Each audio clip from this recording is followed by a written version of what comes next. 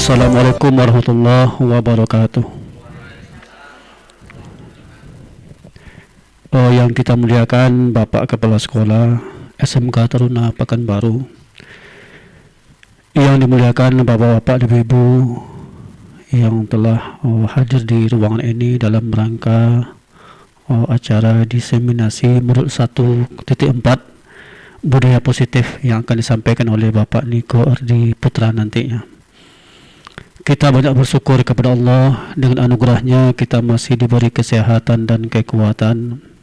Dengan itu kita dapat berhadir di ruang ini dalam rangka melaksanakan atau mendengarkan nanti hal-hal yang akan disampaikan oleh Bapak Niko Ardi Putra STMT. Oleh karenanya, salawat dan salam tak lupa kita persembahkan ke hadapan ikutan kita Muhammad Rasulullah Sallallahu Alaihi Wasallam yang telah mengeluarkan umatnya dari kegelapan kepada yang terang benderang.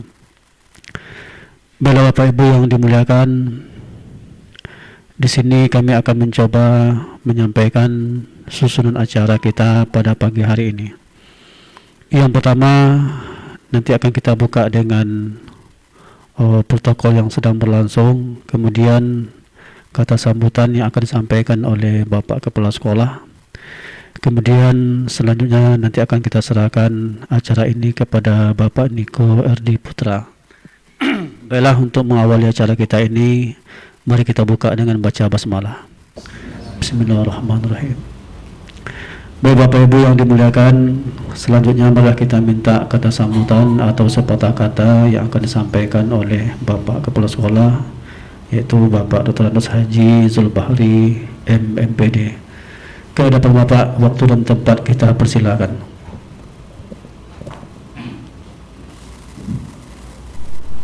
Assalamualaikum warahmatullahi wabarakatuh. Alhamdulillah wa syukurillah wa la haula wa la quwata illa billah. Asyhadu an la ilaha illallah wa asyhadu anna Muhammadan abduhu wa rasuluh la nabiyya ba'da. Bapak Ibu yang saya hormati, mohon maaf saya masih masih belum terlalu fit, maka harus pakai masker dulu lah ya sementara. Jadi begini, secara umum sekarang ini sekolah swasta ini ada dilemanya. Dilema yang membuat kita di sekolah swasta ini mengalami suatu hal yang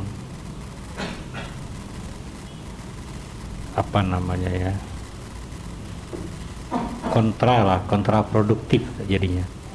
Di satu pihak ada kepentingan rekan-rekan guru, di lain pihak ada kepentingan sekolah. Jadi dia akan tetap perlawanannya. Nah, tapi bukan untuk guru penggerak. Kalau guru penggerak memang bermanfaat untuk sekolah, untuk guru itu sendiri dan untuk sekolah. Karena apa? Dengan adanya guru penggerak ini diharapkan walaupun tidak semua menjadi guru penggerak, tapi guru penggerak ini dapat menularkan, membagi informasi, men-sharing ilmunya, pengetahuannya kepada rekan-rekan guru yang lain. Tujuannya seperti itu. Memang tidak semuanya akan menjadi guru penggerak, tapi diharapkan yang lain dapat sharing, dapat berbagi dengan guru penggerak yang ada. Itu kalau masalah guru penggerak ya. Dan untuk itu tentu kita support ya, kita beri dukungan kepada guru penggerak ini ya. Dengan catatan tidak hanya untuk dirinya sendiri, tetapi untuk dibagi kepada teman-teman yang lain. Nah, itu intinya guru penggerak ini. Saya kira itu Pak Eko ya. Silakan dilanjutlah kegiatan ini memang kegiatan guru penggerak ini yaitu tadi, jangan cukup bagi guru penggeraknya sendiri, ya, harus ada manfaatnya kepada teman-teman yang lain. Nah, seperti apa, ya? Karena saya tanya kemarin pada instrukturnya itu, kayaknya kalau cerita instrukturnya cukup bagus itu penggerak itu, ya. Tapi sekarang bagaimana menularnya kepada yang lain, itu yang jadi masalah lagi, ya, menjadi problem. Saya kira itu barangkali yang dapat saya sampaikan. Atas perhatiannya saya ucapkan terima kasih. Silakan dilanjut ya, nggak ada saya pun nggak apa-apa ya. Assalamualaikum warahmatullahi wabarakatuh. Baik Bapak Ibu, terima kasih kita sampaikan kepada Bapak Kepala Sekolah yang telah menyampaikan sambutan ataupun sepatah kata dan juga arahan dan nasihat bagi kita semua. Semoga apa-apa yang disampaikan tadi bisa kita jadikan suatu pembelajaran guna untuk mencapai kesuksesan kita masing-masing. Bila kita masuk acara berikutnya, yaitu acara yang akan disampaikan oleh Bapak Niko tentang diseminasi modul 1.4 budaya positif, yang mana Bapak Niko adalah sebagai CGP atau calon guru penggerak angkatan 9 SMK Taruna Pekanbaru. Waktu dan tempat kita persilakan kepada Bapak Niko.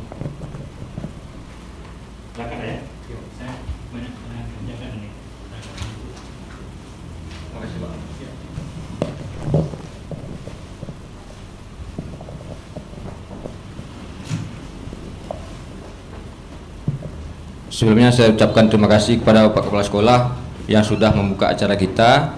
Walaupun Bapak Kepala Sekolah tidak punya waktu untuk bergabung bersama kita ya Bapak Ibu. Mungkin sebelum kita lanjut dalam kegiatan kita di sini, yaitu diseminasi budaya positif, alangkah baiknya kita awali kegiatan ini dengan berdoa. Semoga diberikan kelancaran, kemudahan dan keberkahan dari Allah Subhanahu wa taala. Untuk itu kami meminta Pak Masri untuk memimpin doa. Waktu dan tempat kami persilakan.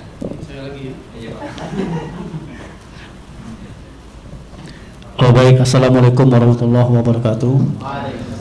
Marilah kita sama-sama berdoa semoga acara ini lancar dari awal sampai selesai. A'udzubillahi minasyaitonirrajim. Bismillahirrahmanirrahim. Alhamdulillahirabbil alamin wassalatu wassalamu ala asyrafil anbiya'i wal mursalin wa ala alihi washabihi rasulillahi ajma'in. Alhamdulillahi hamdan yuwafi ni'amahu wa yukafi mazidah. Ya Rabbana lakal hamdu kama yanbaghi li jalali wajhikal karim wa 'azimi sultanik.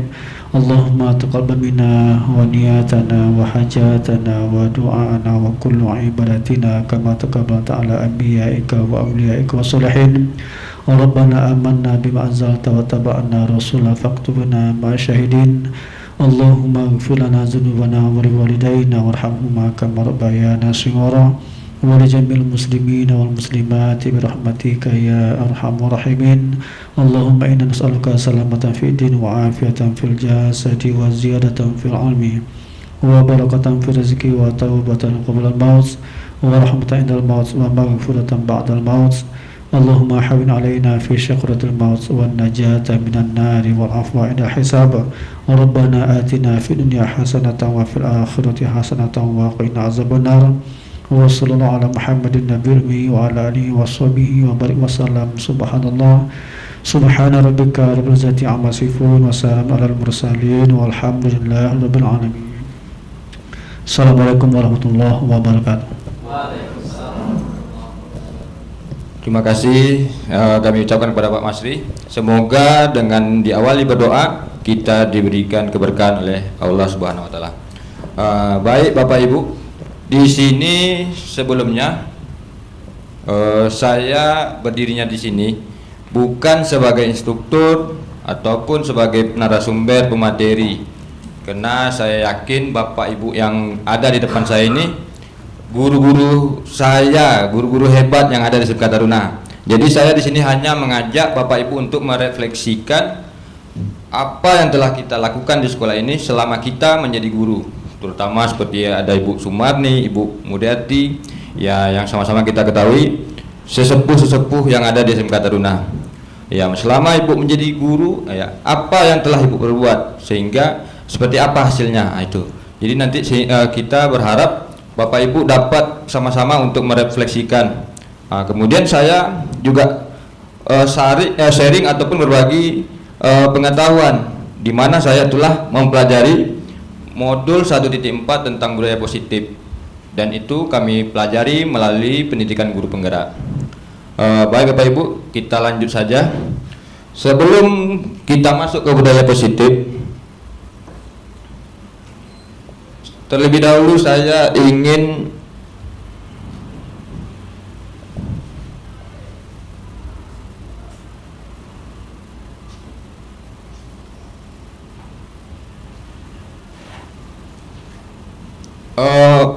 mengulik ataupun mencoba mencari pemahaman kita sehingga kita bisa menyamakan pemahaman kita, menyamakan persepsi kita.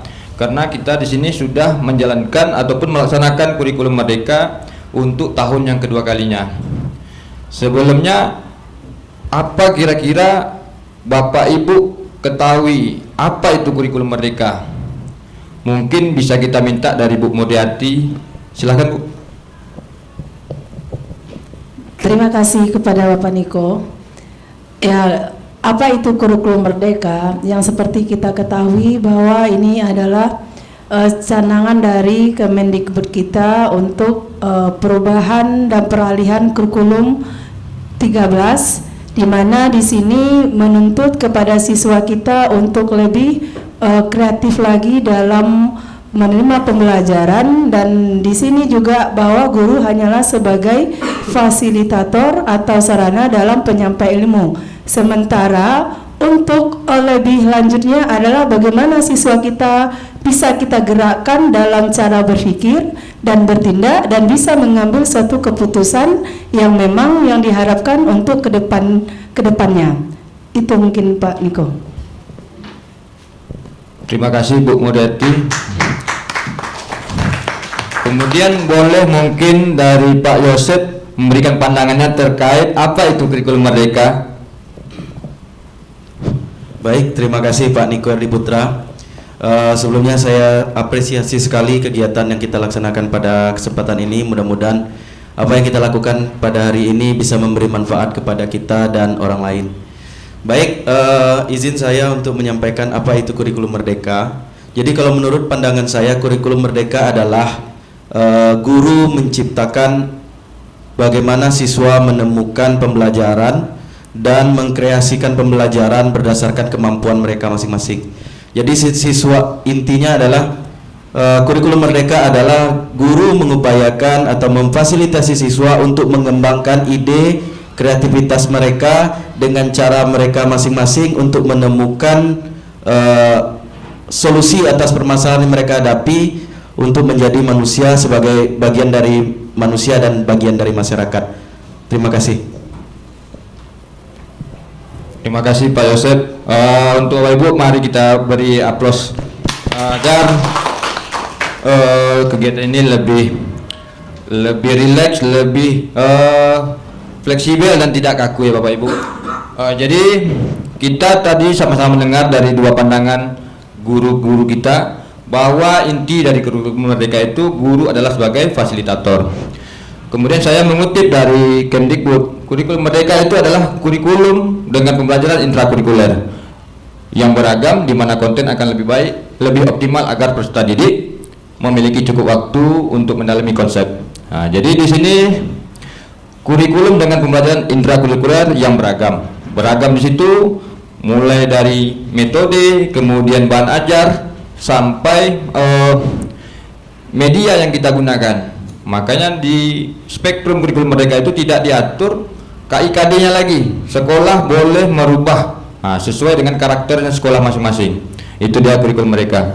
Kemudian dari kurikulum Merdeka tersebut diharapkan mampu mewujudkan profil pelajar Pancasila yang sama-sama kita ketahui di situ ada 6 poin, yang mana pertama adalah beriman bertakwa kepada Tuhan Yang Maha Esa, kemudian berkebinekaan global, yang mana di sini adalah sama-sama kita pahami siswa mampu saling menghormati dengan beragam jenis, lalu mandiri, bergotong royong, dan bernalar kritis, lalu kreatif. Kira-kira tahun kedua kita kurikulum mereka, apakah siswa kita sudah menggambarkan profil pelajar Pancasila? Nah, itu yang akan kita refleksikan. Kemudian keunggulan kurikulum mereka tersebut punya 3 nilai, yang mana adalah pertama itu adalah sederhana dan mendalam. Kurikulum mereka lebih berfokus pada materi yang esensial. Nah, jadi ingat di situ adalah materi yang paling dasar gitu. Jadi kita tidak dituntut lagi anak ini untuk lebih pintar. Nah, di situ dia hanya diminta bagaimana siswa kita lebih beretika dari sebelumnya gitu. Di situ lebih ditekankan adalah budi pekerti, sehingga kalau kita di SMK itu yang wajib ditanamkan kepada anak adalah soft skill. Karena hard skill itu nanti akan dapat ketika anak telah di lapangan. Nah, itu deh. Mungkin Bapak Ibu juga sudah memahami. Kemudian yang kedua adalah lebih merdeka. Nah, lebih merdeka itu sekolah diberi kewenangan gitu. Nah, jadi tergantung dari kita lagi. Kurikulum apa yang mau kita laksanakan di sekolah kita. Kemudian bagaimana metode pembelajarannya gitu. Jadi tidak lagi pembelajaran ini hanya berpedoman terhadap guru gitu. Dan saya rasa kita sama-sama memahami juga dan mengakui guru itu bukanlah satu-satunya sumber ilmu gitu. Anak boleh menggunakan media apapun, baik itu handphone dan lain-lain gitu, selagi alat yang digunakan mampu menunjang pemenuhan pendidikan. Kemudian keunggulan yang ketiga adalah lebih relevan dan interaktif. Di sini pembelajaran melalui kegiatan proyek mengembangkan karakter dan kompetensi profil pelajar Pancasila. Alhamdulillah kita juga sudah menyusun dan merencanakan, yang mana pada tanggal 9 kita akan membuat suatu kegiatan. Di situ adalah pameran hasil karya peserta didik. Jadi di situ udah bisa dibilang sebuah implementasi dari mewujudkan terciptanya profil pelajar Pancasila. Baik Bapak Ibu, di sini saya sudah mengangkat membangun budaya positif di lingkungan sekolah ataupun di kelas. Kemudian sebelum saya lanjut ke apa itu budaya positif, saya ingin menyampaikan pertanyaan pemantik terlebih dahulu, sehingga kita sama-sama bisa merefleksikan pemahaman kita ataupun merefleksikan apa yang telah kita perbuat selama kita menjadi guru sampai saat ini. Jadi yang pertama adalah pemberian hukuman dapat mendisiplinkan siswa. Kira-kira Bu Sumarni setuju apa tidak dengan pernyataan pemberian hukuman dapat mendisiplinkan siswa? Terima kasih Pak Niko. Pemberian hukuman dapat mendisiplinkan siswa, saya sangat setuju sekali. Karena kenapa? Disiplin ini merupakan suatu karakter siswa yang harus kita godok, yang harus kita bina dari awal supaya mereka dapat mendisiplinkan diri dia, sehingga pada saat PBM mereka tidak akan melakukan pelanggaran-pelanggaran. Apabila mereka melakukan pelanggaran, maka mereka akan dikenakan sanksi dalam bentuk yang sudah disepakati dengan ke kelas masing-masing. Nah, jadi pemberian hukuman ini dalam arti kata ini siswa dididik melatih diri dia bertanggung jawab terhadap tugas dan tanggung jawab yang sudah diberikan oleh pihak sekolah ataupun guru yang bersangkutan. Jadi saya sangat setuju sekali, tetapi tentu hukuman yang diberikan sesuai dengan kesalahan yang dilakukan oleh siswa kita. Ya, cukup sekian. Baik, terima kasih Bu Sumarni. Jadi kalau Bu Sumarni setuju terhadap pemberian hukuman akan memberikan disiplin kepada siswa. Mungkin Pak Anto bisa memberikan pandangannya, apakah Bapak setuju dengan pemberian hukuman dapat mendisiplinkan siswa? Silakan Pak Anto.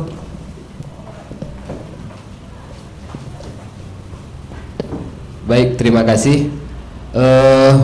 Pemberian hukuman dapat mendisiplinkan siswa. Di sini saya setuju dengan pemberian hukuman. Namun hukuman yang diberikan itu tidak berlebihan, kemudian sesuai dengan kesalahan yang diperbuat oleh siswa tersebut. Terima kasih. Terima kasih Pak Anto. Pak Anto juga demikian setuju bahwa pemberian hukuman dapat mendisiplinkan siswa. Mungkin Pak Bowo, nah ini Pak Bowo ini dari tadi bisa menyampaikan. Oke, Assalamualaikum warahmatullahi wabarakatuh. Oke, pemberian hukuman dapat mendisiplinkan siswa. Pada dasarnya, pada awalnya mungkin saya sepakat ya, pemberian hukuman dapat mendisiplinkan siswa. Namun pemberian hukuman ini bukan tiba-tiba saja, karena pemberian hukuman ini di awal pembelajaran, di pertemuan awal kita masuk kelas, tentu kita sudah membuat perjanjian ya, perjanjian dengan siswanya bahwa kalau seperti ini maka akan ada hukumannya, maka kalau seperti ini juga ada resikonya ya. Namun itu tadi pemberian hukuman ternyata tidak selamanya dapat mendisiplinkan siswa. Mungkin bisa saja juga dengan pendekatan ya, pendekatan yang selain hukuman, mungkin kita pendekatan dari hati ke hati yang mampu membantu mendisiplinkan siswa. Mungkin seperti itu Pak ya. Baik, terima kasih Pak O. Berarti kita sepakat ya Bapak Ibu bahwa pemberian hukuman dapat mendisiplinkan siswa. Kemudian pertanyaan pemantik kedua, apakah Bapak Ibu setuju apabila pemberian hadiah dapat meningkatkan prestasi siswa? Mungkin kami minta kepada Pak Anggi, karena Pak Anggi ini termasuk wali kelas yang akrab dan dekat kepada sama siswanya, sehingga sering memberikan hadiah. Silakan Pak Anggi. Oke, terima kasih Pak Niko. Menurut saya pemberian hadiah dapat meningkatkan prestasi siswa.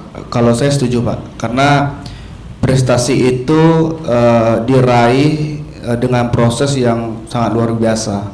Salah satu contohnya saja mungkin di luar akademik, anak yang mempunyai prestasi di luar akademik dalam bidang olahraga, mereka itu untuk mendapatkan prestasi itu butuh proses yang panjang, proses latihan, kembali ke disiplin latihan tadi, bagaimana karakter sekolah kita disiplin. Nah, jadi kita pun pihak sekolah harus memberikan apresiasi kepada siswa yang berprestasi tersebut, sehingga bisa menjadi motivasi buat siswa yang lain, agar siswa yang lain bisa juga muncul dalam diri mereka, agar mereka tuh bisa juga seperti teman yang lain berprestasi gitu. Jadi Pak, cukup, terima kasih. Terima kasih Pak Anggi. Bahwa pemberian hadiah itu sama halnya dengan pemberian motivasi bagi siswa yang lain menurut Pak Anggi. Mungkin Bu Dea bisa memberikan pandangannya, apakah Ibu setuju apabila pemberian hadiah dapat meningkatkan prestasi siswa? Silakan Bu. Assalamualaikum warahmatullahi wabarakatuh. Waalaikumsalam warahmatullahi wabarakatuh. Terima kasih Pak Niko. Jadi menurut saya pemberian hadiah dapat meningkatkan prestasi siswa. Mungkin untuk beberapa waktu tertentu pemberian hadiah ini dapat meningkatkan prestasi siswa. Namun pada hal tertentu lagi mungkin saja mereka hanya berfokus pada hadiah ini saja, bukan pada ilmu yang memang ingin mereka dapatkan gitu misalnya. Ini di dalam akademiknya. Tetapi ada juga saat dimana kita memang harus mengapresiasi siswa itu dengan hadiah. Misalnya, kita adakan kuis di dalam kelas, ketika satu siswa ini mampu menjawab kuis yang kita berikan, maka kita akan mengapresiasi mereka dengan hadiah gitu. Tetapi ada juga dimana kita tidak melulu hanya dengan hadiah gitu, tetapi dengan misalnya nilai atau yang lainnya gitu, bisa juga kita berikan kepada siswa agar mereka lebih meningkatkan prestasinya di masa yang akan datang gitu Pak. Terima kasih. Baik Bu, terima kasih. Jadi Bu Dia, apakah setuju apabila pemberian hadiah dapat meningkatkan? Berarti jawabannya ada kala Bu ya. Berarti masih galau, bisa diberi setuju atau tidak setuju. Kalau Bu Silpi kira-kira bagaimana Bu? Baik Pak, kalau menurut saya pemberian hadiah dapat meningkatkan prestasi siswa. Saya sendiri pernah melaksanakan hal demikian. Waktu itu saya memberikan tugas kelompok untuk membuat musikalisasi puisi.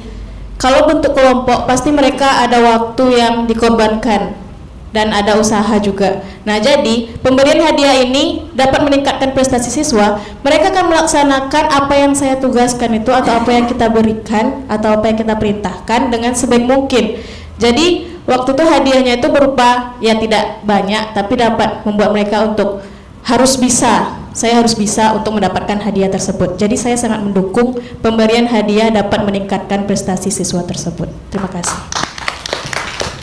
Oke, terima kasih Bu Silvi. Berarti setuju bahwa pemberian hadiah dapat meningkatkan prestasi siswa. Kemudian pertanyaan yang ketiga adalah, apakah Bapak Ibu setuju guru harus berperan sebagai teman bagi siswa? Mungkin Pak Masri bisa memberikan pandangannya. Terima kasih Pak Niko. Assalamualaikum warahmatullahi wabarakatuh. Jadi kalau kita lihat di poin yang ketiga ini, guru harus, di sini kan ada kalimat harus ini. Guru harus berperan sebagai teman bagi siswa.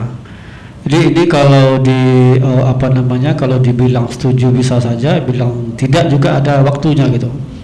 Jadi kalau sudah dikatakan harus, artinya dalam waktu-waktu tertentu memang guru mesti menjadi peran sebagai teman bagi siswa. Namun dalam suatu kondisi yang lain, guru tidak mesti harus jadi peran sebagai teman bagi siswa. Ada begini nanti, jikala guru ini mesti dia itu berperan sebagai teman bagi siswa untuk berkelanjutan, nanti ada kalanya siswa ini ada dengan guru itu dia tidak ada lagi batasnya. Bisa saja dia menggandeng gurunya, menggandeng tangan gurunya, bisa saja dia berkata datar dengan gurunya. Jadi kalau dibilang setuju, ya di sisi lain saya setuju, namun di sisi kondisi yang berbeda saya kurang setuju. Jadi tidak selamanya guru harus berperan sebagai teman bagi siswa. Demikian Pak Niko. Terima kasih Pak Masri. Jadi kalau menurut Pak Masri, ada kalanya juga kapan waktunya guru bisa menjadi teman bagi siswa, kemudian ada kalanya juga bukan, karena di situ ada batasan antara guru dan siswa Pak ya. Kalau menurut Pak Satria, apakah Bapak setuju guru itu harus berperan sebagai teman bagi siswanya? Karena saya juga melihat Pak Satria ini juga dekat dengan siswa-siswa, khususnya jurusannya Pak ya. Terima kasih Pak Niko. Mungkin untuk guru harus berperan sebagai teman bagi siswa itu sama seperti kayak Pak Masri. Ada yang dimana ada yang setuju dan ada tidak. Maka dari itu mungkin kalau dari segi akademik ya kita ada batasnya juga Pak. Mungkin pas kadang-kadang kalau untuk sebagai teman pas jadwal kita lagi ada di luar atau non akademik.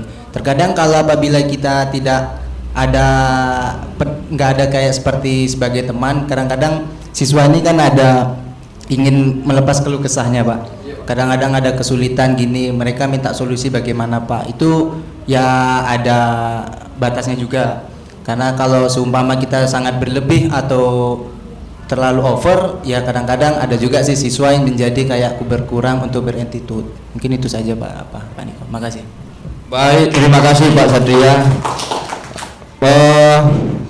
Jawabannya sama ya Bapak Ibu. Berarti sewaktu-waktu guru itu bisa menjadi teman, dan begitu juga kebalikannya, sehingga kita masih ada batasan terhadap guru dan siswa. Saya lanjut ke 4, yaitu apakah Bapak Ibu setuju apabila guru harus mampu memberikan solusi untuk siswa yang bermasalah? Nah, mungkin di sini yang lebih tepat itu Bu Retno bisa memberikan pandangannya tentang guru harus mampu memberikan solusi untuk siswa yang bermasalah. Silakan Bu. Baik, terima kasih Pak Niko. Untuk pertanyaan, guru harus mampu memberikan solusi untuk siswa yang bermasalah. Kalau menurut saya, sejauh ini, kalau saya hanya mendampingin, memberikan pandangan kepada siswa untuk memutuskan solusinya, itu saya berikan lagi kepada siswa tersebut. Seperti itu Pak. Terima kasih. Terima kasih Bu. Berarti Ibu memberikan kesempatan siswa untuk memecahkan masalahnya sendiri. Oke, terima kasih Bu ya. Jadi itulah gambaran dari apa yang akan saya sampaikan di sini. Jadi nanti sampai waktu kita selesai, yang saya sampaikan itu akan menjawab keempat pertanyaan pemantik yang ada di depan. Baik Bapak Ibu, kita lanjut. Di sini budaya positif. Budaya positif saya yakin Bapak Ibu juga sudah tahu dan paham betul-betul apa itu budaya positif. Karena sebelumnya juga Pak Yosep sebagai CGP 8 juga sudah menyampaikan, Pak Yosep ya, sudah membuat juga kegiatan diseminasi di sini. Ya, saya mengulang, yaitu kebiasaan-kebiasaan dari nilai kebajikan universal, yang mana universal itu secara menyeluruh yang dapat diterapkan di lingkungan sekolah. Kemudian budaya positif tersebut dapat diwujudkan dalam memenuhi konsep budaya positif, yang mana pertama adalah disiplin positif dan nilai-nilai kebajikan universal. Jadi apabila kita mampu membuat disiplin positif pada siswa kita dan memahami hingga mereka mampu menerapkan nilai-nilai kebajikan universal, itu sama halnya nanti kita telah berangsur untuk membangun budaya positif di lingkungan sekolah kita. Kemudian selanjutnya teori motivasi perilaku manusia. Nah, jadi di sini kita nanti akan memahami teori-teori tentang motivasi yang kita lakukan selama ini. Kemudian tentang keyakinan kelas, lalu kebutuhan dasar manusia, kemudian 5 posisi kontrol, dan terakhir adalah segitiga restitusi. Jadi nanti segitiga restitusi ini kita gunakan dalam menyelesaikan persoalan yang ada pada siswa. Baik, saya lanjut. Di sini disiplin positif dan nilai-nilai kebajikan universal, yaitu bagaimana guru mampu mengajarkan siswa untuk mandiri, kemudian bertanggung jawab dan kesadaran diri akan nilai-nilai kebajikan universal. Jadi di sini kita tidak perlu lagi untuk menemukan, jadi sehingga jawaban Bu Retno tadi sudah tepat, sehingga guru hanya membimbing dan menuntun siswanya agar mereka mampu menjadi diri yang mandiri dan bertanggung jawab atas kesadaran dirinya berdasarkan nilai-nilai kebajikan yang sudah mereka pahami. Kemudian disiplin diri yang dapat mengontrol diri siswa dalam melakukan sesuatu. Nah, jadi siswa kita sudah mampu berpikir mana yang baik dan mana yang buruk. Sama hal tadi seperti profil pelajar Pancasila, di situ ada nilai mandiri, kemudian di situ ada nilai kreatif. Dari situ kita bisa melihat kalaulah siswa kita itu sudah menjadi seorang siswa yang mandiri, kemudian bernalar kritis, otomatis siswa kita sudah mampu menyelesaikan persoalan sendiri dan sudah mampu memilah mana informasi-informasi yang harus dia terima. Nah, gitu. Jadi singkatnya siswa ini sudah paham antara positif dan negatif. Itulah dia. Kemudian membuat siswa untuk menyadari dan memahami sesuatu dengan motivasi diri, bukan paksaan ataupun penghargaan. Nah, jadi bukan selamanya memberikan penghargaan atau apresiasi itu mampu mendorong siswa kita, dan sebaliknya gitu juga. Memberikan hukuman juga tidak selamanya akan mampu mendisiplinkan siswa kita. Itu dia tadi. Nah, di sini saya mencoba menjelaskan tentang teori motivasi perilaku manusia. Yang mana itu adalah yang pertama itu ada manusia yang membuat suatu pekerjaan itu hanya untuk menghindari hukuman dan ketidaknyamanan. Ya, sama halnya siswa kita, dan saya rasa juga bukan hanya siswa. Kita sebagai guru juga demikian. Mungkin ada sebagian dari kita datang pagi-pagi dari rumah ke sekolah mungkin takut kena potong gaji gitu, atau takut kena omel dari Bu Wakur gitu ya. Itu sebuah motivasi untuk menghindari hukuman gitu. Nah, jadi kemudian yang kedua adalah untuk mendapatkan imbalan. Nah, dan siswa kita gitu juga.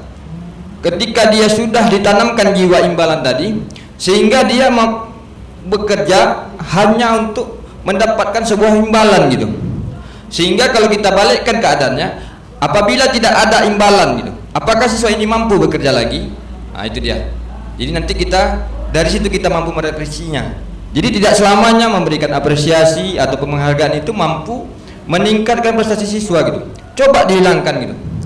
Yang mana mungkin kita awali seperti Bu Novi Bu Silpi tadi Bu ya. Bu Silpi sudah tadi menyampaikan saya pernah membuat suatu karya bersama peserta didik, lalu saya beri hadiah sehingga siswa Bu ya dapat meningkatkan prestasinya gitu. Nah, jadi di sini dia termasuk dalam motivasi untuk mendapatkan imbalan. Itu yang terjadi Bu pada anak. Kemudian yang ketiga adalah untuk menjadi orang yang mereka inginkan. Nah, di sini sama-sama kita ketahui bahwa siswa itu sudah memiliki kesadaran dirinya gitu, sehingga dia mampu menghargai diri sendiri dengan nilai-nilai yang mereka percaya. Jadi nilai-nilai yang mereka percaya itu dapat kita ambil dari nilai-nilai kebajikan tadi. Lanjut, jadi di sini ada dua motivasi, yang mana apabila siswa kita masih memiliki motivasi untuk menghindari hukuman serta untuk mendapatkan imbalan, maka motivasi itu hanya baru berdatang dari motivasi eksternal. Dan sebaiknya motivasi yang dibangun kepada siswa itu adalah motivasi internal, yang mana motivasi itu datang dari diri sendiri untuk menjadi orang yang mereka inginkan dan menghargai diri sendiri dengan nilai-nilai yang mereka percaya. Itu hendaknya gitu, sehingga siswa kita ini sudah mampu berbuat menurut nilai-nilai kebajikan yang dia pahami gitu, dan dia yakini. Untuk mewujudkan motivasi internal itu dapat kita berlakukan adalah hindari pemberian hukuman dan penghargaan secara berlebihan. Nah, jadi di sini memberikan penghargaan secara berlebihan itu juga tidak baik Bapak Ibu. Kemudian memberi hukuman juga demikian gitu. Jadi kayak Bu Sumarni, kira-kira Bu Sumarni, setelah Ibu memberi hukuman kepada siswa, pernah enggak Ibu tanyakan apa perasaan mereka setelah dihukum? Silakan Bu.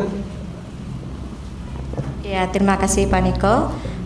Setelah saya memberikan hukuman kepada siswa, ya terutama mereka ya yang tidak membuat tugas ya Pak ya, mereka memang mengatakan, oh ya Bu, saya minta maaf, saya berjanji tidak akan melakukan lagi. Oke, kita lihat untuk selanjutnya. Dan untuk berikutnya memang mereka yang mengatakan seperti itu memang mereka tidak melakukan lagi, tetapi ada juga yang melakukan secara terus-menerus. Ya, saya kasih hukuman hari ini, minggu ini, besok mereka lakukan lagi. Nah, ada juga seperti itu. Jadi tidak semuanya Pak. Jadi hukuman ini kita berikan dalam arti kata supaya adanya perubahan karakter dalam diri peserta didik kita, sehingga ini merupakan motivasi juga kepada teman-temannya. Jadi kalau mereka ada yang mereka menyadari dan ada juga yang tidak menyadari kesalahan mereka, mereka akan berbuat lagi secara seperti itu lagi dalam bentuk kesalahan yang mereka ulangi lagi. Jadi bukan berarti hukuman yang kita berikan itu mereka tidak akan melakukan, pasti mereka akan melakukan. Cuman kita sebagai guru tentu kita ingin merubah karakter siswa kita supaya pada saat kita memberikan materi ya atau tugas-tugas ada perubahan pada diri peserta didik kita. Itu yang kita inginkan. Tapi kalau ada yang berubah ya alhamdulillah, kalau tidak ya tentu kembali lagi ke siswa tersebut. Terima kasih Pak Niko. Baik, terima kasih Bu. Jadi hasilnya masih 50-50 Bu ya. Dengan memberikan hukuman mungkin ada sebagian siswa yang mampu merubah sikapnya dan ada juga yang tidak. Baik, kita lanjut saja Bu ya. Kemudian di sini saya akan menyampaikan tentang keyakinan sekolah ataupun kelas. Makanya dari awal saya sudah mencoba mengajak Bapak Ibu untuk datang ke dalam ini. Alhamdulillah yang masuk ke dalam ruangan ini merupakan wali kelas terbaik gitu. Kata Bu Modati, ini udah pilihan nih Pak Niko, ini harus diundang gitu. Semoga nanti apa yang saya sampaikan ini bisa kita terapkan bersama di kelas masing-masing. Karena ini bukan hanya untuk meningkatkan budaya positif yang ada di kelas, juga ke lingkungan sekolah. Yang mana keyakinan kelas merupakan metode yang ditimbulkan kembali disiplin positif yang didasari oleh motivasi dalam diri. Jadi apabila kita sudah membuat keyakinan kelas di dalam kelas pelajar kita sudah mencoba membangun motivasi yang ada di dalam diri siswa, sehingga siswa kita tersebut mampu memahami dan menerapkan gitu nilai-nilai kebajikan yang sudah mereka yakini sebelumnya. Kemudian pembentukan keyakinan sekolah ataupun kelas itu adalah ciri-cirinya bersifat lebih abstrak daripada peraturan yang lebih rinci dan konkret. Jadi tolong dibedakan Bapak Ibu antara keyakinan kelas dengan peraturan. Selama ini kita selalu menyamakan keyakinan kelas itu merupakan sebuah peraturan, seperti kata Pak Bowo tadi di awal tadi. Apa kata Pak Bowo? seperti buat perjanjian gitu.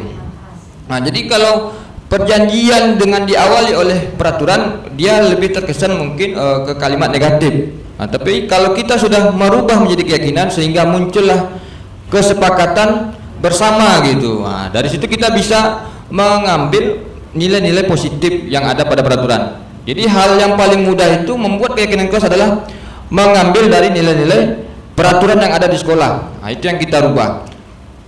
Kemudian senantiasa dibuat dalam bentuk positif. Lanjut, hendaknya tidak terlalu banyak. Nah, di sini tidak terlalu banyak supaya mudah diingat dan mudah diterapkan di lingkungan kelas belajarnya. Kemudian sesuatu yang dapat diterapkan di lingkungan sekolah, dan yang terakhir adalah semua warga kelas hendaknya ikut berkontribusi. Nah, jadi apabila ini kita lakukan, kita sudah menciptakan sebuah ruang kolaborasi antara siswa dan guru. Apalagi siswa-siswa kita, kalau memang kita ajak dia bertukar pikiran, ya sama halnya kayak kita, termasuk kita salah satu oknum yang suka melanggar sesuatu peraturan yang ada, apabila kita sendiri yang membuat gitu, mungkin saya rasa untuk melanggar sendiri akan berat hati kita, apalagi siswa kita ajak seperti itu. Dan alhamdulillah saya coba ketika saya belajar di kelas 11. Jadi sebelumnya itu mungkin anak ini kan dalam kegiatan kelompok, bekerja kelompok, kemudian kita laksanakan dalam presentasi pemaparan di depan. Biasa anak itu akan bekerja secara pasif. Pasti dia lebih gimana Bu? Lebih memberikan kesempatan kepada teman yang dia rasa mampu gitu ya. Nah, sehingga kebanyakan yang lain diam. Jadi waktu itu saya bagaimana supaya mereka ini bisa aktif semuanya, mampu berbicara, mampu mengeluarkan ataupun mengeksplor kemampuannya. Saya buatlah kesepakatan. Di situ saya terangkan kira-kira kesepakatan apa yang mau kita bangun supaya kelas kita ini lebih berwarna, sehingga kalian lebih aktif dalam kegiatan presentasi. Kemudian siswa di situ menyampaikan harus begini Pak, harus begini, harus begini, dan itu kami tampilkan di papan tulis. Lalu saya suruh siswa itu menulisnya sendiri di papan tulis. Kemudian saya lihat, terakhir saya sampaikan apa yang kalian tulis, tanamkan pada diri kalian, jadikan janji dalam diri, sehingga kalian bisa melaksanakan dan menerapkannya. Dan alhamdulillah setelah itu memang ya pelan-pelan Bapak Ibu, itu yang awalnya pasif mulai, yang biasanya belum berani untuk bicara, dia mulai tergerak, mulai bicara, mulai berani tampil, sehingga semuanya sudah berani tampil. Itu dia.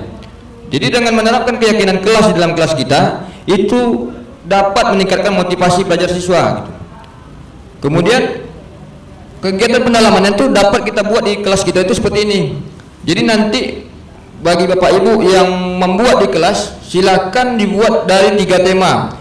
Di sini saya membuat melalui tabel T atau tabel T, yaitu tentang hormat, kemudian tentang bekerja, lalu tentang rasa diterima. Dan ini dapat diisi oleh siswa-siswa kita beserta guru gitu. Jadi nanti boleh Bapak Ibu buat dalam kertas karton, kemudian kita tempelkan di dinding kelas. Kemudian jangan lupa sediakan juga space untuk mereka tanda tangani. Nah, karena saya pernah naik ke lantai 2, itu ada saya lihat waktu itu ISO tahun berapa tuh Bu? 2006. 2008, ISO 2008. Di situ saya lihat semua guru SMK Taruna menandatangani, sehingga sama-sama meyakini untuk berbuat menurut standar ISO yang sudah kita terapkan di sekolah, kan begitu Bu ya. Jadi dengan keyakinan kelas ini bisa kita terapkan juga seperti itu di kelas masing-masing. Dengan keyakinan yang dibuat anak, lalu anak tempelkan di dinding, buat juga satu buah lembaran, kemudian suruh mereka menandatangani. Nah gitu. Jadi kita berharap seperti itu, siswa mampu menghargai apa yang telah dia buat, sehingga untuk dia untuk melanggar, saya rasa mungkin agak berat hati gitu Bapak Ibu. Memang tidak ada rasanya merubah kebiasaan itu seperti membalikkan telapak tangan, tetapi dengan mulai hal kecil inilah kita berharap siswa kita mampu untuk membangun budaya positif minimal di kelasnya sendiri. Itu paling minimal, karena dari kelas nanti akan merajuk keluar ke lingkungan sekolah. Kemudian selain itu kita dapat membuat gambar tabel Y. Di sini kita suruh anak tuangkan dari tabel T tadi yang sudah sebelumnya kita buat di sini. Nanti apa yang telah dibuat sini dituangkan ke dalam tabel Y. Jadi dia jabarkan di sini, terdengarnya seperti apa, terlihatnya seperti apa, kemudian perilakunya bagaimana gitu. Dia tuliskan di sini. Jadi nanti di sini gitu juga kita tempelkan di dinding-dinding kelas kita. Lalu silakan mereka saling kolaborasi, saling ceng. Seperti ini kan di sini ada contohnya 3 butir ya, 3 poin. Ini juga sama 3. Nanti di sini otomatis ada 3 tabel Y gitu. Supaya mereka tahu terdengarnya bagaimana gitu. Lalu terlihatnya seperti apa dan berperilakunya bagaimana.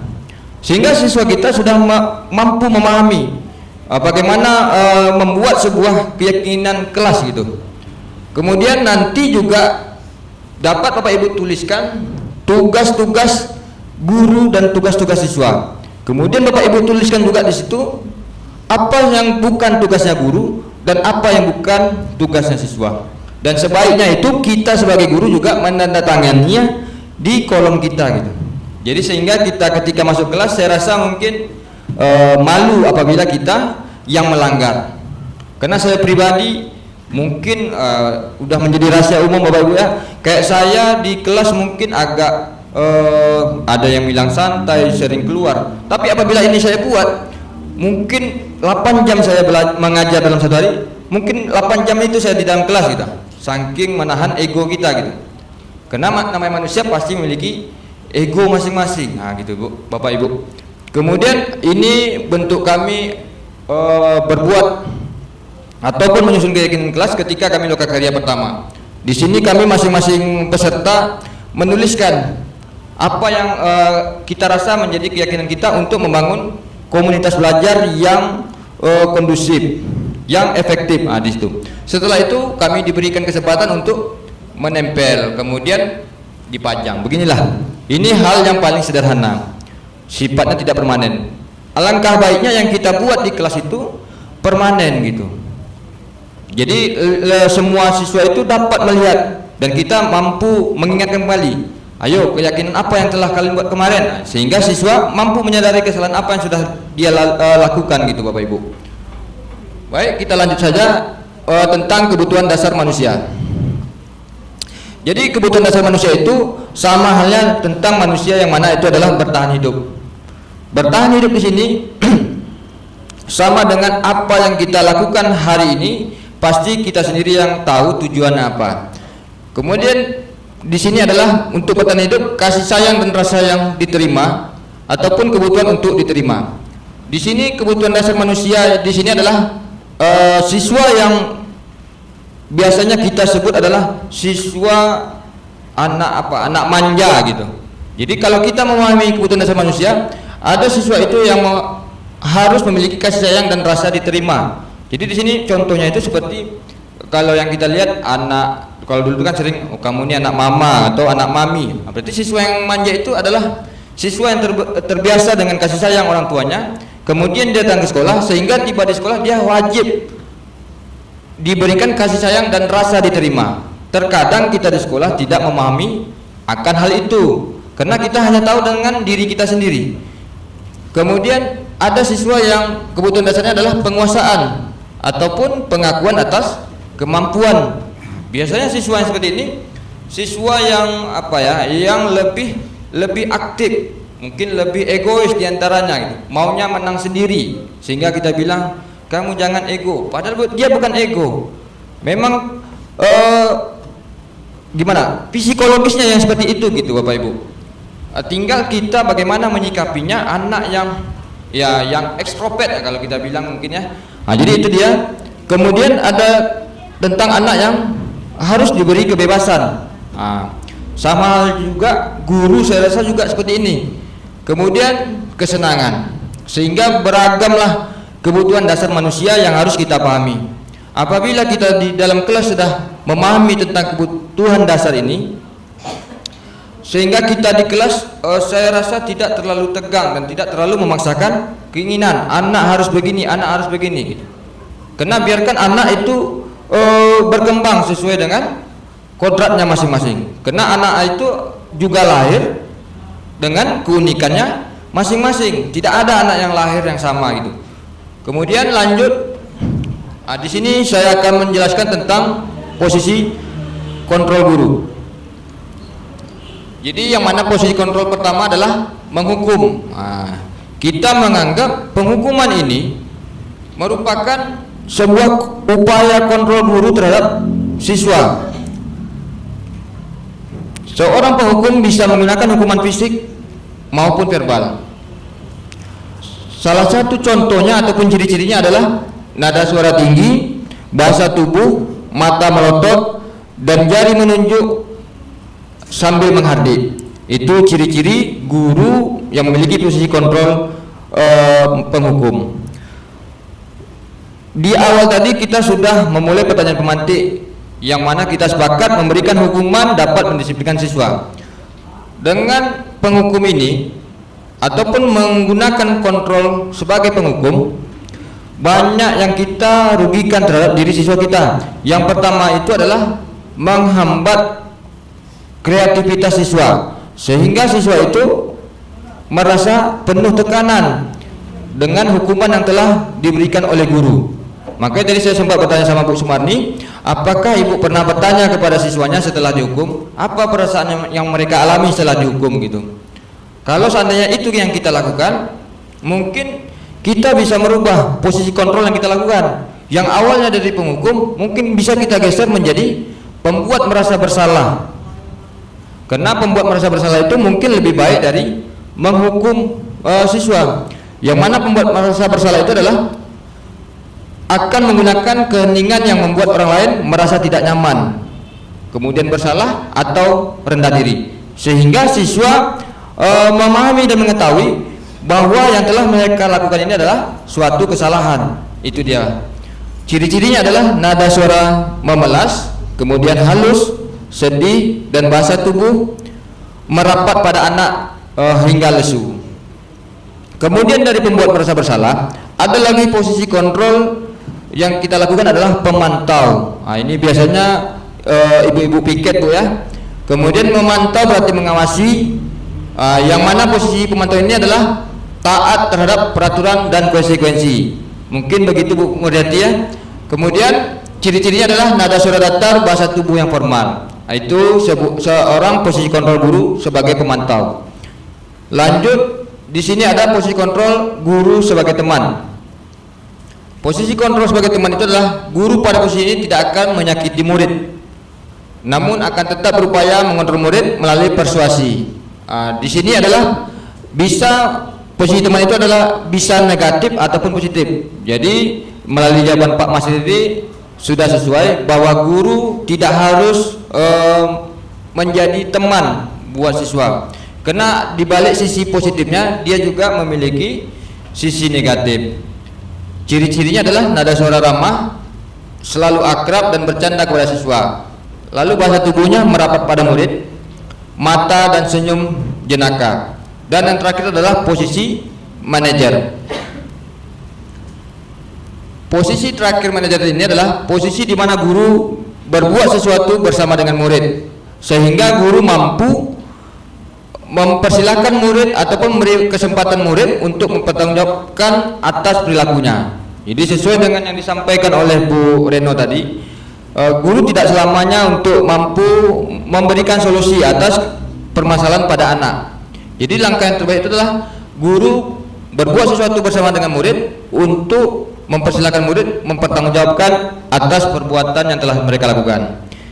Ciri-cirinya adalah nada suara tulus, bahasa tubuh tidak kaku, lebih mendekatkan ke murid. Baik Bapak Ibu, itulah posisi kontrol guru di dalam sekolah. Yang terakhir adalah segitiga restitusi. Saya di segitiga restitusi ini mungkin tidak terlalu panjang, karena saya rasa Bapak Ibu juga sudah memahami tujuan dari segitiga restitusi itu apa. Di sini saya akan mengingat kembali ataupun mengulang-ulang pemahaman kita tentang segitiga restitusi. Segitiga restitusi ini kita gunakan untuk di mana menyelesaikan persoalan yang ada pada anak, sehingga kita mampu membalikkan keadaan anak yang mana di dalam keadaan gagal menjadi keadaan sukses. Langkah yang pertama adalah untuk menstabilkan identitas, mengubah identitas anak dari orang yang gagal untuk menjadi orang yang sukses. Kemudian yang kedua adalah validasi tindakan yang salah. Apabila kita telah mampu mengembalikan identitas anak, langkah selanjutnya kita bisa melakukan validasi tindakan yang salah. Kemudian yang terakhir adalah menanyakan keyakinan. Apabila kedua segitiga dari restitusi itu telah dilakukan, yaitu menstabilkan identitas, kemudian validasi tindakan yang salah, maka kita ataupun guru boleh menanyakan tentang keyakinan apa yang telah mereka pahami. Kemudian dari segitiga restitusi ini, tidak semua nilai yang harus kita lakukan. Ada kala mungkin hanya menggunakan stabil identitas sudah bisa menyelesaikan persoalannya, ataupun menggunakan validasi tindakan yang salah. Apabila itu memang sudah mampu menyelesaikan, ya sudah, tidak perlu kita lakukan tahapan-tahapan yang ada pada segitiga restitusi. Pada umumnya segitiga restitusi ini digunakan untuk menyelesaikan persoalan yang rumit. Apabila anak memiliki masalah yang rumit, barulah kita dianjurkan untuk melaksanakan segitiga restitusi dalam menyelesaikan persoalan, sehingga anak-anak didik kita mampu memahami, memaknai hingga menyelesaikan persoalan yang ada pada dirinya sendiri, sehingga siswa tersebut menjadi siswa yang mandiri dan bertanggung jawab. Mungkin itu saja Bapak Ibu terkait ilmu ataupun diseminasi yang saya peroleh dari guru penggerak melalui pendidikan guru penggerak.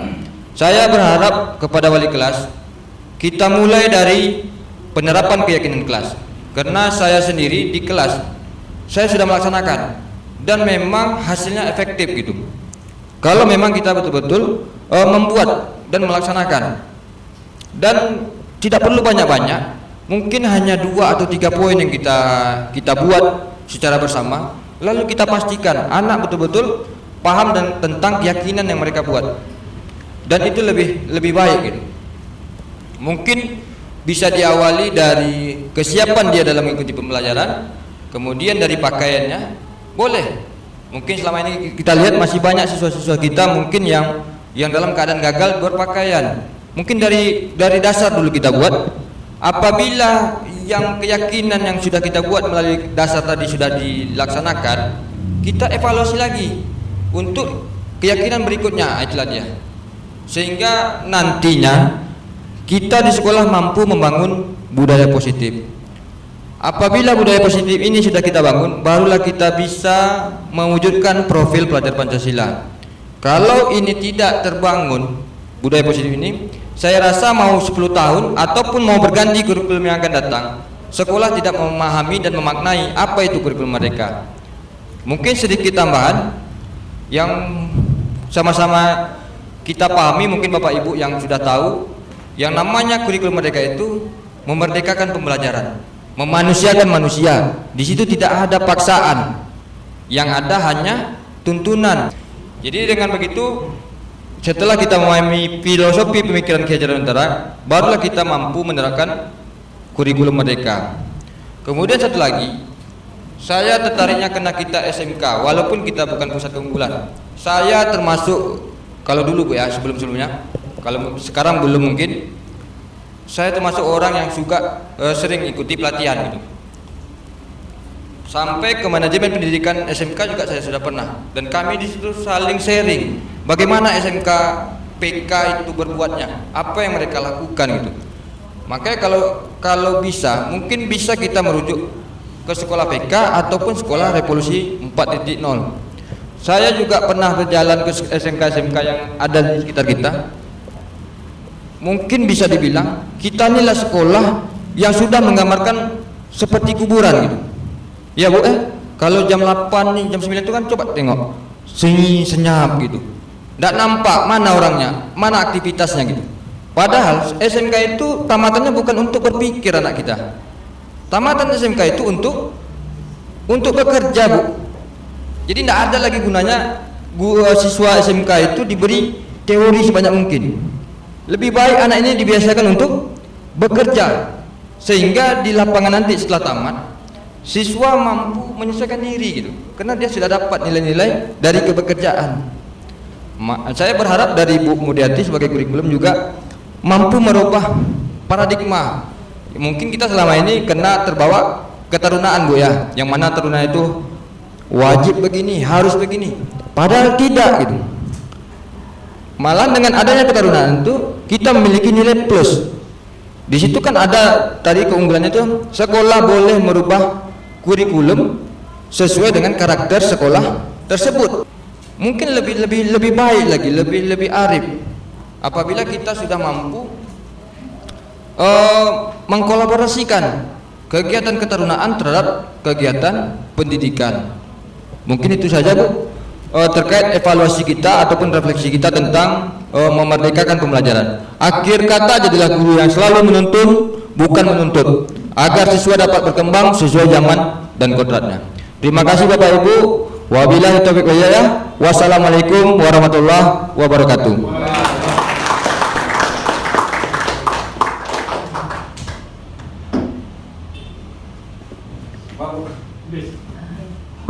Minum dulu, Pak.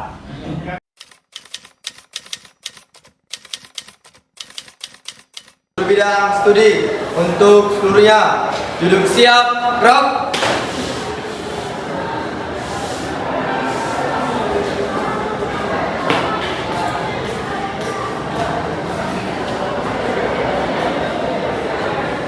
Lapor 11 DBB jumlah 20 kurang 1 hadir 19. Keterangan 1 izin siap mengikuti materi pembelajaran. Kembali ke depan.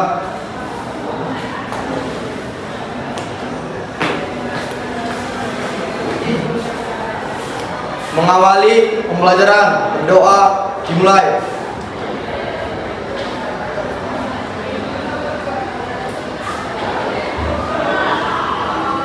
Berdoa selesai.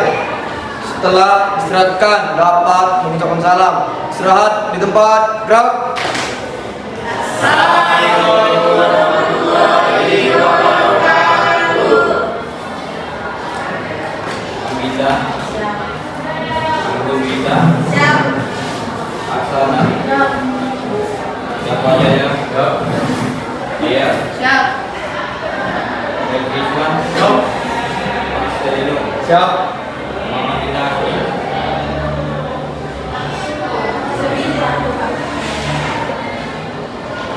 Muhammad Leran. Estalia. Reza Perdama. Bersalia. Dinisin. Wijaya. Suci Amelia. Safi. Dania. Bulan. Ikhwan Adil. Baik, selamat siang semuanya. Iya. Jadi mengawali pembelajaran hari ini, ada kalanya yang terpenting itu membuat keyakinan jelas agar kita punya motivasi untuk memperbaiki kegiatan pembelajaran kita, sehingga kalian sendiri punya target hari ke hari berikutnya itu bisa lebih baik dari hari sebelumnya. Itu maksudnya. Jadi sebelumnya di sini sudah tahu keyakinan kelas itu apa? Ada yang sudah tahu? Apa kira-kira kelas?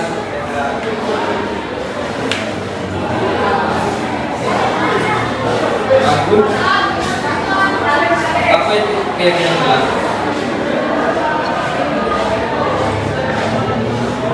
Tidak ada yang tahu. Tidak ada yang tahu. Raka keyakinan kelas. Kalau peraturan kelas, apa itu peraturan kelas? Gimana? Coba satu orang. Apa Raka peraturan kelas?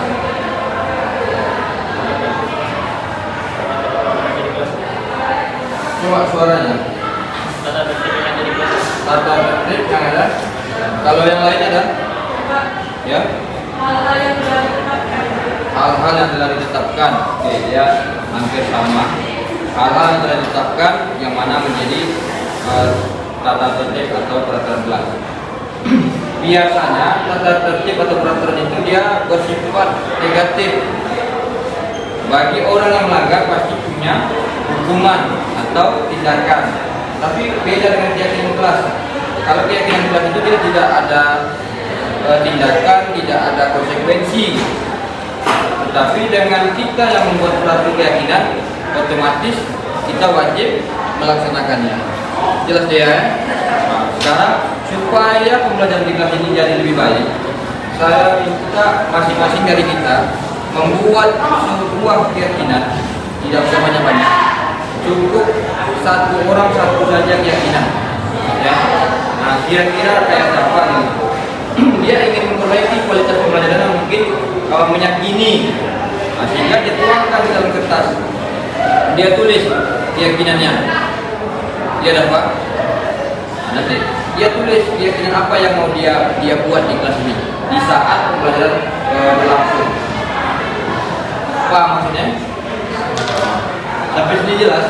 Nah, jadi apabila kalian nanti punya sebuah keinginan gitu supaya menjadi yang lebih baik dari sebelumnya, khususnya di dalam kegiatan pembelajaran, nah, disitulah kita tuangkan sebuah keyakinan. Jadi nanti satu orang cukup satu aja keyakinannya, lalu kita tempelkan di papan tulis. Bisa ya? Dan saya akan membagi kertas ini stick note, lalu satu orang cukup menuliskan saja satu keyakinan. Jangan lupa kalian tuliskan juga nanti di bawahnya itu hashtag nama kalian ya. Jadi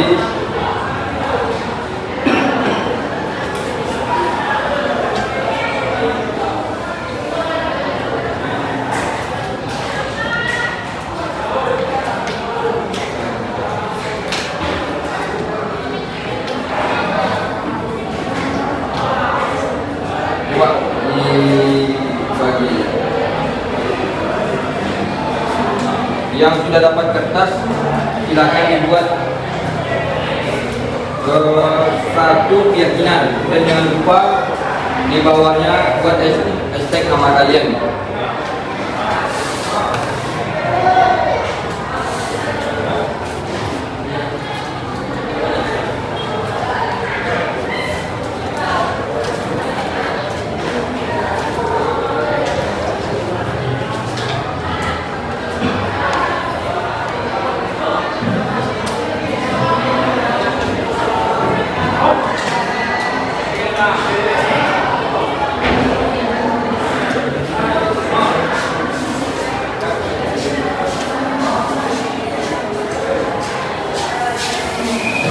Yang sudah selesai dapat tempelkan langsung di papan tulis.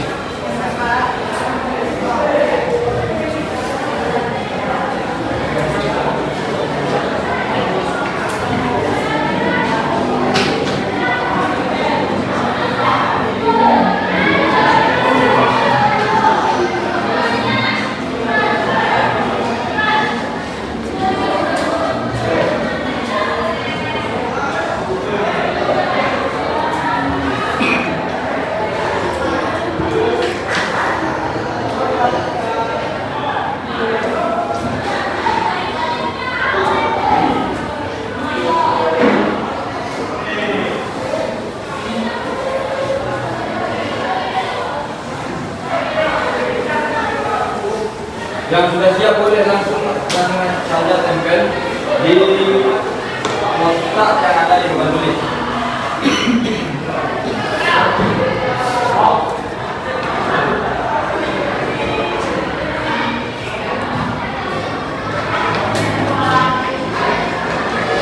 Dan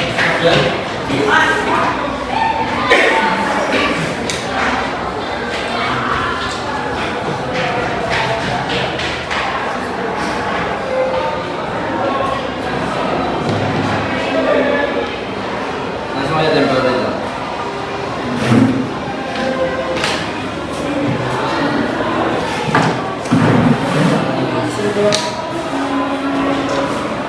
Yang sudah siap boleh langsung ditempel.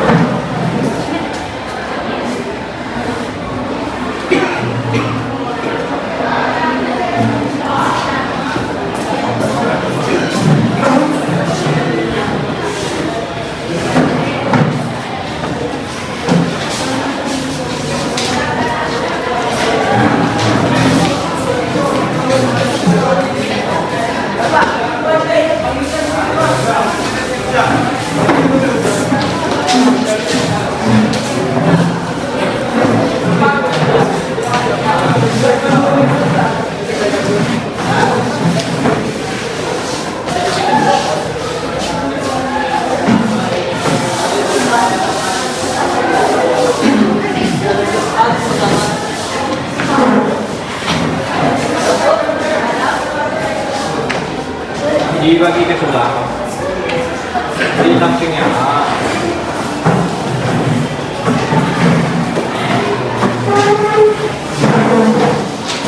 Sudah selesai semua?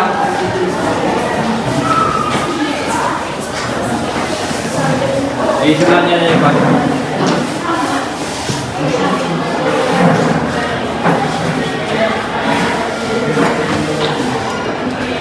Sudah selesai semua ya?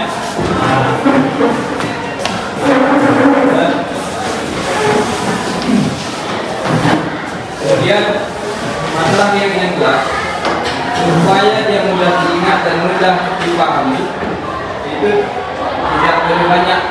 Kalau semua dari kita ini yang kita jadikan yang jelas kan banyak nih, ada sekitar 20 ya. Nah, yang ada ya pastinya kalian tidak akan ingat dan susah kan melakukan. Sekarang saya minta satu orang yang membantu saya dari keyakinan semua siswa di sini dari 20 angka.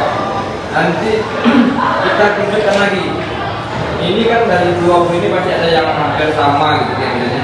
Hampir mirip. Itu akan kita kelompokkan sehingga dapatlah nanti dia poin-poin tersendiri. Sehingga dia nanti akan lebih sedikit. Nah itulah yang akan kita jadikan keyakinan kita atau mungkin jalan. Saya minta satu orang aja. Yuk kartu bantu.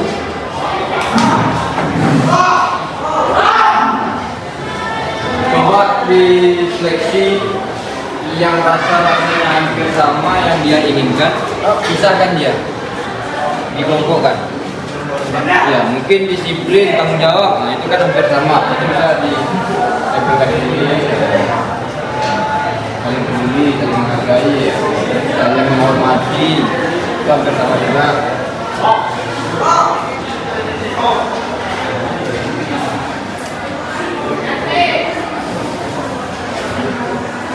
Ini kayaknya kan jaga kebersihan, itu bisa dikumpulkan.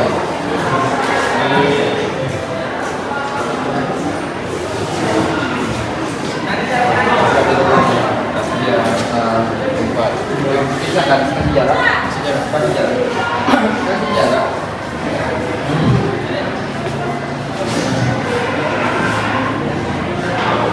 Tadi kita udah bilang ya, udah sepakat di bawah sekali buat hashtag namanya. Ada yang tidak buat nama? Udah buat? Nah, coba buat namanya. Yang belum buat nama lengkapin.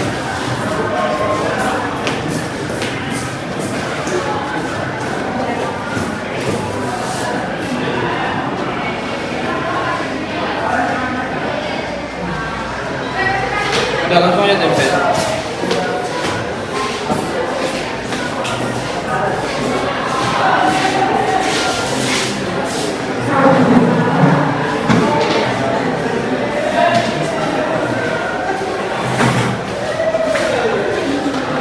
Bertanggung jawab. Ini menjaga kebersihan dong. Nah, ini kan menjaga kebersihan.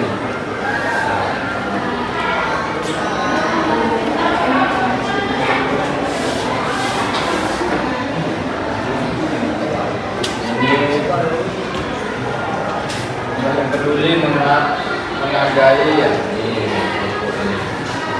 tepat waktu seperti dengan disiplin.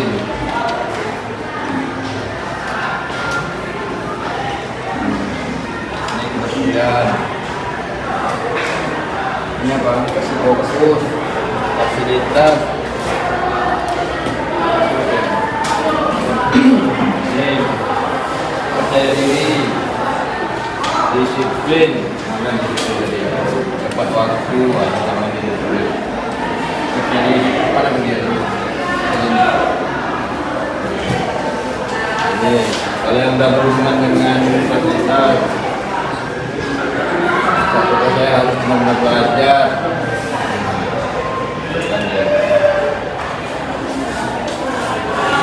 Dilakukan sesuatu.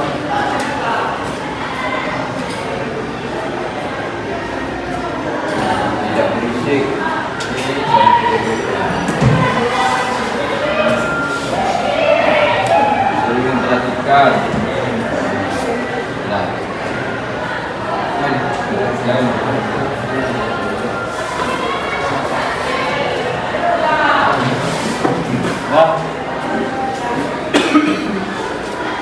Jadi dari 20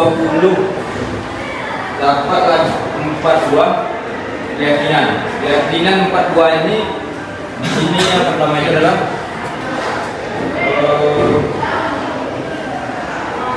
saling peduli dan menghargai. Kemudian yang kedua, saling menjaga kebersihan. Kemudian berperilaku disiplin. Dan yang terakhir, saya ingin fokus dalam belajar, mendengarkan musik ketika sedang belajar. Saya ingin belajar lebih aktif. Jadi itu bukan keyakinan, itu hanya harapan, keinginan, keinginan, kemauan. Kalau keyakinan itu kalimat motivasi apa yang bisa membuat kita menjadi lebih baik. Oh, kalau ini mungkin ruang belajar kita kurang bersih, maka dibuatlah sebuah keyakinan, buang sampah, bawa tempatnya. Itu sudah menjaga kebersihan. Dan berarti kita punya 3 buah keyakinan. Nanti 3 keyakinan ini boleh kalian diskusikan sama wali kelas. Wali kelasnya sila. Ketika bimbingan wali kelas itu bisa mengerjakan. Kalian buat. Kalau mau permanen, bimbing kita masalah. Kita tuliskan. Di sini masih banyak kalau mungkin bisa itu dimanfaatkan. Jadi bimbingan mau 1 jam. Boleh kalian melakukan itu. Oh, membuat karir, silakan membuat karir kalian. Jadi isi dengan hal-hal yang positif. Nanti gunakan jam-jam wali kelas untuk itu. Dan tercapai tuan. Dengar yang saya sampaikan tadi. Boleh disampaikan ke wali kelas ketika jam wali kelas. Jadi nanti pembimbingan wali kelas tolong disosialisasikan sama wali kelas supaya kelas kalian ini lebih hidup. Kalian yang menulis mudah-mudahan mudah untuk menerapkan. Ya, sampai sini ada pertanyaan. Nah, kita lanjut minggu depan. Silakan Mas, ditutup.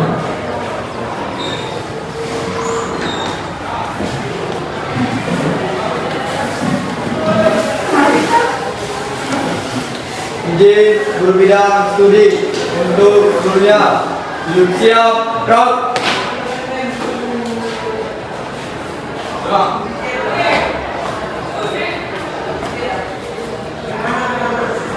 Pembelajaran telah dilaksanakan, laporan selesai.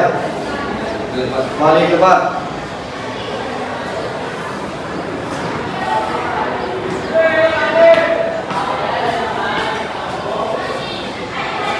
Mengakhiri pembelajaran, berdoa dimulai.